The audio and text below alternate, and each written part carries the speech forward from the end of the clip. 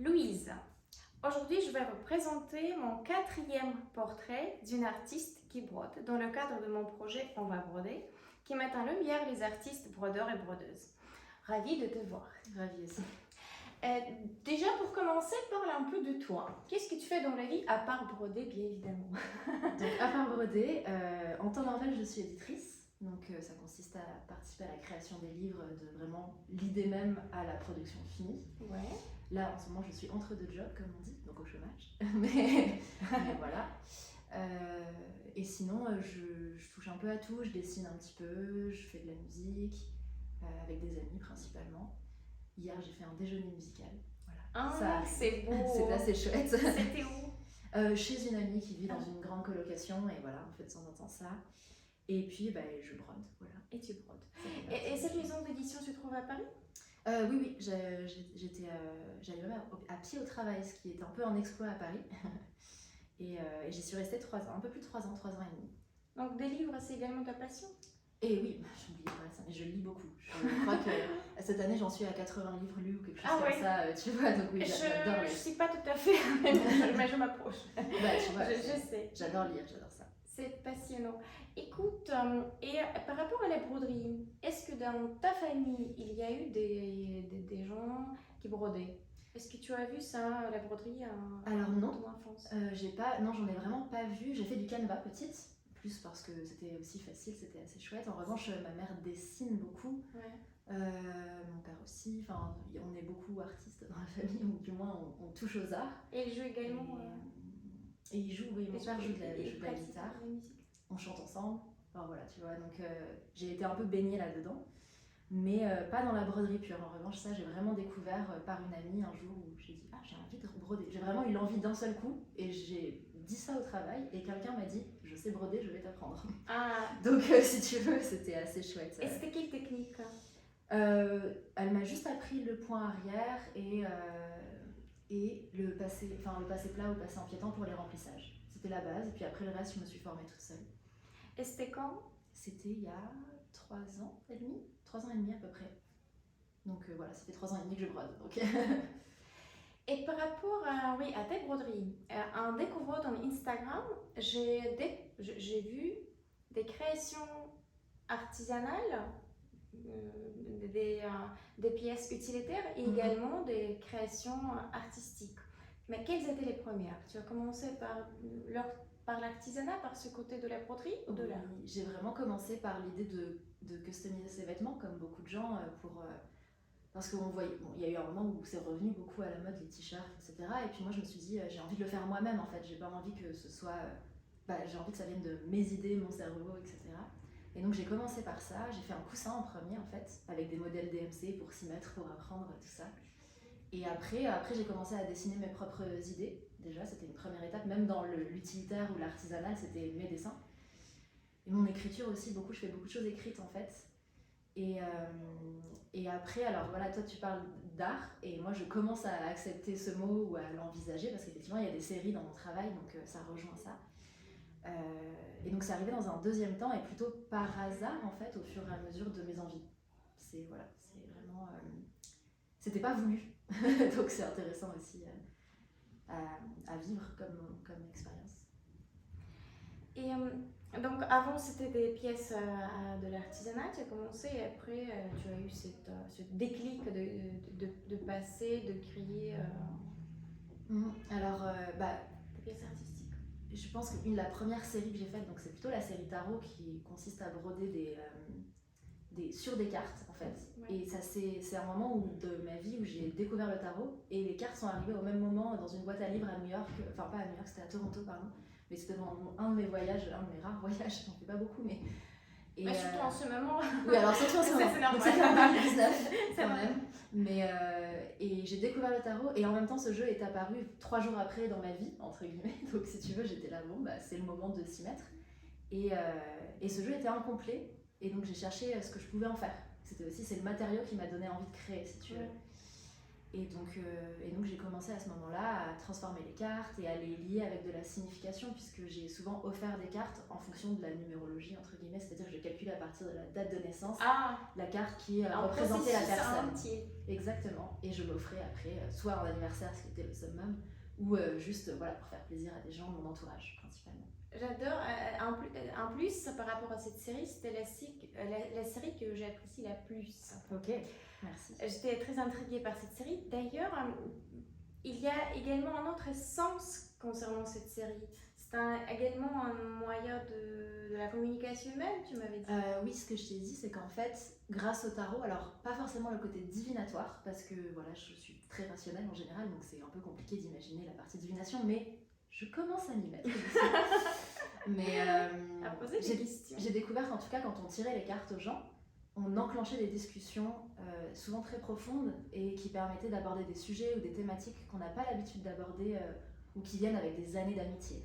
Et moi, j'ai réussi vraiment à faire des déclics ou à comprendre des gens différemment grâce à ça. Donc, ça m'intéresse toujours de parler de tarot, au moins pour enclencher ça, en fait, pour communiquer plus avec les gens. C'est comme un outil c'est clairement un de outil. commencer la discussion. C'est exactement ça. Très intéressant. Donc c'est très complet comme série vu qu'elle a plusieurs sens. Tout à fait. Il y a une histoire profonde et passionnante derrière. Et par rapport aux autres séries, on trouve des feuilles mortes, des feuilles vertes, on trouve également des photos brodées. Parle de cette série, d'où viennent ces inspirations.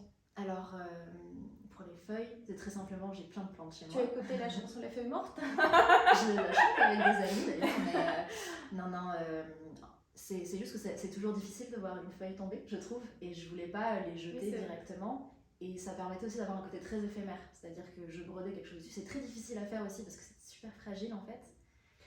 Et... Je te comprends, j'ai brodé des préservatifs. Oui, j'imagine qu'en termes de fragilité, on était pas mal. Et donc, ça disparaissait en fait après parce qu'elle se recroqueville sur la broderie. Et puis après, je m'en débarrasse entre guillemets. Mais c'était intéressant aussi de voir l'évolution d'une toute petite feuille qui a un beau mot écrit dessus et après qui se détruit. Et ça, j'ai beaucoup aimé le faire aussi.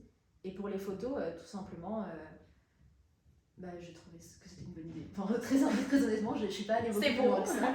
J'ai que des photos que j'aimais bien ou que j'avais imprimées pour diverses raisons. Et c'était difficile de trouver quel mot mettre dessus, par exemple. Si c'était chercher, ça m'a pris souvent du temps.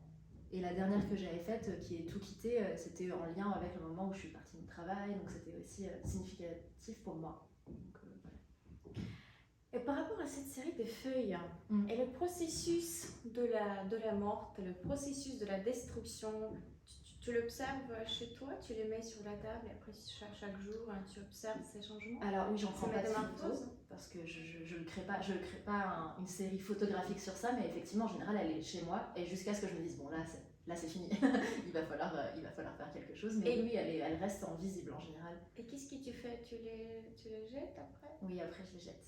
Ou des fois je les mets dans la terre de mes plantes. Donc ça crée, tu vois, c'est comme du terreau un peu. Voilà. Et par rapport à la musique, on ne peut pas ne pas parler de la musique avec toi. Quand on observe tes publications, il y a très souvent des citations des chansons françaises. Déjà, est-ce que tu peux nous conseiller quelques chansons qui te touchent le plus? Je vais te parler de Pomme, je ne sais pas si tu connais. Non, je connais pas. C'est une interprète, pas du tout, une artiste, créatrice française très très chouette et qui a des très beaux textes et de la très belle musique. Je la cite assez régulièrement, mais au début je voulais que ce soit une blague, les citations, et puis c'est devenu très sérieux. Si tu veux. Ça arrive souvent. Oui, c'est ça, on pense que c'est juste commence à rigoler et après on s'est dit. Et donc, parce que je me suis donc appelée Ambre de moi, parce que ça m'a fait rire en termes musicaux, c'était un rappel à une chanson de Jean-Jacques Goldman. Et donc je me suis dit, quitte à aller au bout de la blague, on va mettre chaque légende sera une citation de chanson. Parfois en rapport, parfois non. C'est pas toujours facile de trouver la bonne phrase d'une bonne chanson qui a un rapport avec la création. Mais j'essaye, et sinon je mets juste une chanson qui me plaît. Donc voilà. Et donc j'ai parlé de Pomme pour les artistes, il y en a énormément, c'est très difficile. Je suis très nouvelle scène française, donc il y a beaucoup de choses qui me plaisent actuelles. Donc c'est assez intéressant. Là dans le métro j'ai vu une affiche pour l'Impératrice par exemple qui est un groupe français très sympa. J'ai beaucoup écouté pendant les confinements Aloïs Sauvage pour l'énergie et la rage, c'était sympa. Il faut noter ce nom. Ou encore Camélia Jordana qui était dans mon top Spotify 2021, pas mal. Donc voilà, c'est quelques noms cités comme ça, qui sont très mainstream en vrai, hein. C'est pas des choses cachées, mais que j'aime beaucoup. Moi j'adore, je connais pas trop ces noms que tu as cités, mais je vais regarder, c'est très intéressant. Par rapport à la musique, ma question était sera suivante. D'après toi, est-ce qu'il y a des points communs entre la musique et la broderie? Comme par exemple un rythme? Donc ouais, tu penses au rythme, je suis d'accord, vraiment il y a un rythme à... Parce que quand on brode, on a un rythme plus ou moins régulier, en fait, selon ce que tu brodes. Peut-être que c'est plus régulier dans le point de croix que dans d'autres types de broderie. Mais moi, ce à quoi je pense en premier, c'est plus le côté immersion dans la création. C'est-à-dire que quand tu chantes ou quand tu fais de la musique, pas forcément quand on écoute, vraiment je parle de la partie création, tu es dedans, en fait. Tu penses à ça et tu es en train de créer dans l'instant, et c'est ce que tu fais en broderie. Chaque seconde où tu brodes, tu continues de créer. Et donc il y a plus ce lien-là assez évident pour moi. Peut-être que ça ne l'est pas pour tout le monde, mais c'est assez évident pour moi. Je suis tout à fait d'accord avec toi. Donc c'est plutôt le processus de la création qui... Et de l'instant aussi, de l'état d'esprit dans lequel tu te mets quand tu fais de la musique ou quand tu brodes. Oui, c'est vrai. Et par rapport à tes créations, je vais à une autre question. Le plus souvent, il s'agit d'un petit format. C'est vraiment des miniatures. Voilà, c'est un petit format. Mais ça, c'est déjà grand. C'est déjà grand. C'est souvent pour toi, c'est déjà un format moyen. C'est moyen. Pourquoi? C'est un choix, c'est volontaire ou c'est involontaire? Pourquoi? Alors, je dirais que c'est plutôt involontaire. C'est plus ce qui s'est passé en ayant commencé par le vêtement ou l'artisanat. Je faisais plutôt des petites pièces, donc je me suis habituée à ça. Et aussi, des grandes pièces, ça prend beaucoup de temps. Et ça me semblait, peut-être que ça me semble de moins en moins, mais très ambitieux. C'est-à-dire que je vois ça sur des années et j'étais pas forcément prête à m'engager dans un projet sur des années, puisque je brode par intermittence. Il y a des moments où je brode beaucoup et d'autres moins. Et donc voilà, finir un projet 2 ans après, qu'est-ce que ça veut dire sur l'objet, sur l'évolution de ta personne, l'évolution du projet. Mais plus tu parles de grands projets, en fait, notamment toi, et puis les pièces que je vois de plus en plus en étant dans le milieu de la broderie, ça me donne envie d'envisager d'autres choses. Donc je pense que ça va être possible de faire des plus grandes pièces, et donc plus longues dans le temps aussi. Pas pour tout de suite, bientôt. Voilà, j'y viens. On attend, on va te suivre. Tu sais, j'adorais cette idée par rapport à ce que la broderie nous initie, nous apprend à s'engager au projet plus fondamentalement. Oui, parce qu'on est attaché au projet. Tu sais, je pense qu'à notre époque, des gens, ils ont très souvent peur de s'engager pour des projets ambitieux, sérieux, dans long terme, même ça concerne des relations, le travail, ça concerne tout. Donc la broderie, c'est comme un outil, un moyen d'apprendre à s'engager. C'est vrai. C'est beau. J'avais pas pensé à ça, mais oui, c'est vrai, parce que je pense notamment à Laetitia sur Instagram, et ça fait déjà 3 ou 4 ans qu'elle est sur son projet, et elle continue, et elle s'accroche, et il y a des hauts et des bas, et c'est une preuve de force mentale énorme. D'apprendre à ne pas abandonner. Et puis d'accepter aussi les moments de creux, c'est-à-dire qu'il y a des fois où ça marche moins bien, on a moins envie, mais ça revient, et ça c'est chouette aussi. Oh, j'adore comme c'est beau, c'est l'idée. C'est totalement personnel. La broderie, c'était une C'est vraiment le cas, hein, la broderie. Je trouve qu'il y a une relation au temps, à la patience, beaucoup, et oui, à la création de toute façon. Donc ça aide sur plein de plans. Ouais. Donc là, on a parlé des créations artistiques. Là, pour terminer, j'aurais quelques questions. Déjà, répondre à la question de Florine. Coucou Florine. Donc, on va poser ta question. Quelle est ton œuvre dont tu es la plus fière? J'y ai un petit peu réfléchi. Mais comme on parlait justement d'œuvre et d'artisanat, il y a 2 choses. C'est-à-dire qu'il y a une pièce dont je suis très fière et que je porte tout le temps, pour le coup, qui est un vêtement qui est un énorme sweat avec marqué oisiveté, qui m'oblige à cultiver ma propre oisiveté et ma propre flemme, parce que je suis plutôt hyper active. Donc ça, j'aime beaucoup parce qu'en fait, ça a du sens et je le porte vraiment très très souvent. Donc c'est comme si je portais une volonté sur moi, quelque chose que je veux mettre en place. Donc ça, j'aime bien. Et en termes d'œuvres, vraiment, parce que voilà, il y en a moins, je crois que oui, la série tarot que j'ai faite, j'aime beaucoup et j'aimerais beaucoup la finir en fait. De finir parce qu'il me reste au moins, je sais pas, 60 cartes à broder, donc c'est encore pas mal. Il y en a 72. Ça, c'est également un projet ambitieux, il faut dire. Donc c'est aussi un projet ambitieux et clairement. Et donc il y a des moments où j'y vais et j'en brode et des fois où j'arrête. Donc voilà, ça viendra. Mais ça, c'est une des choses, quand je l'aurai fini, je pense que je serai très fière de ça. Je ne l'ai pas fini encore. C'est la fierté à la c'est gentillissime ma propre fierté, c'est un peu bizarre. Mais voilà. C'est déjà très bien. Et super. Et pour terminer, parle-nous un peu de ton coffret. C'est un projet qui m'intrigue et qui m'attire. Eh ben oui, écoute, alors pour le coup, on est plus sur l'artisanat et la répétition, la recréation. Donc, déjà, il s'agit d'un coffret de bijoux voilà, c'est des petits pendentifs ou broches, ça dépend comment tu veux l'accrocher. Avec, moi, j'ai réalisé les modèles en fait à l'intérieur et la broderie pour les photos, etc. Et j'ai tout écrit, petit livret, pour dire comment faire les points, quelle couleur choisir, etc. pour expliquer tout ça.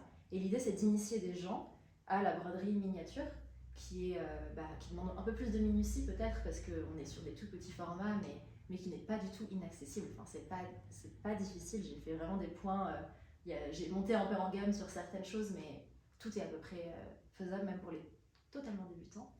Et j'ai eu l'occasion de faire ça parce que c'est lié à mon travail en tant qu'éditrice, c'est-à-dire que j'ai, dans mon ancienne maison d'édition, appris à la majorité de mes collègues à broder, vraiment. Influenceuse. Influenceuse de broderie. J'ai donné le virus, comme je disais, avant que ça soit problématique de parler de virus. Mais donc vraiment, et puis les élèves ont dépassé le maître, comme on dit. Enfin, il y a vraiment des gens très très doués dans mon entourage professionnel et amical, parce qu'il y a aussi des amis dans mes anciens collègues, bien sûr. Et donc, quand l'idée est arrivée de faire un coffret de broderie dans cette boîte-là d'édition, on m'a proposé de réaliser le projet avec la maison. Donc voilà, et c'est un coffret dont je suis assez fière et j'aime beaucoup ça. Et puis voilà, l'idée c'est de continuer à créer, c'est-à-dire qu'il y a des modèles proposés, mais une fois qu'on sait un petit peu faire et qu'on en a testé certains, on peut créer ses propres modèles. Tout est possible. Tout à fait, oui. Donc c'est vraiment pour lancer les gens, c'est un peu de toute façon tout ce que j'apprends toujours à d'autres amis à broder régulièrement, on me pose la question, mais comment tu fais? Venez passer un après-midi à la maison, on fait un goûter et je vous apprends. Et demain, ce sera une autre vie. Mais exactement, mais vraiment, en plus c'est assez drôle et voilà, ça rejoint un peu les événements de broderie qu'on essaye de faire avec Florine, entre autres, et d'autres brodeurs et brodeuses. Et pour initier aussi les gens, on se retrouve nous, parce qu'on s'aime bien, et après on essaye de se dire, ramener des gens qui veulent apprendre, ou voilà. C'est assez sympa. C'est très bien d'initier des gens. Après, ils vont faire son choix de continuer dans l'artisanat ou de créer des œuvres d'art. Et je peux te dire que le plus souvent, ils osent à créer des œuvres d'art, de petites créations, des tableaux. Après, ils ont envie de créer d'un format plus grand. Il faut juste commencer. Je suis d'accord, et puis pour commencer, il faut des gens qui t'initient. Donc c'est pour ça que je me dis, plus on initie de personnes, plus ça se développera et les gens auront des déclics pour le coup et des envies artistiques ou artisanales. Tout à fait. Tu sais, j'ai plus de questions à te poser. Pour terminer, je te propose de montrer ton œuvre qui est en cours. Qu'est-ce que tu brodes? Qu'est-ce que je brode? Qu'est-ce que c'est? Et contrairement à ce que je fais en général, c'est beaucoup plus traditionnel. Donc ce sont des fleurs et divers éléments qui m'ont été demandés. En fait, c'est une commande d'amis à moi qui se sont mariés et qui m'ont donné des éléments de choses qu'elles aimaient. Et donc le résultat, c'est j'ai fait une composition. Je suis pas encore satisfaite de tout, très honnêtement. Pas encore fière. Voilà, pas encore fière. Mais c'est destiné à être accroché pour le coup, donc c'est une œuvre. C'est une œuvre. Voilà. Plus traditionnelle, mais je suis très contente. Voilà. C'est très bien. Une des premières officielles que je déclare avant la fin. Merci beaucoup. Merci à toi. Je ne sais pas comme vous, mais moi j'ai adoré cette discussion, ce portrait. Merci beaucoup à toi. Et osez broder, osez créer des œuvres d'art brodé. Ciao.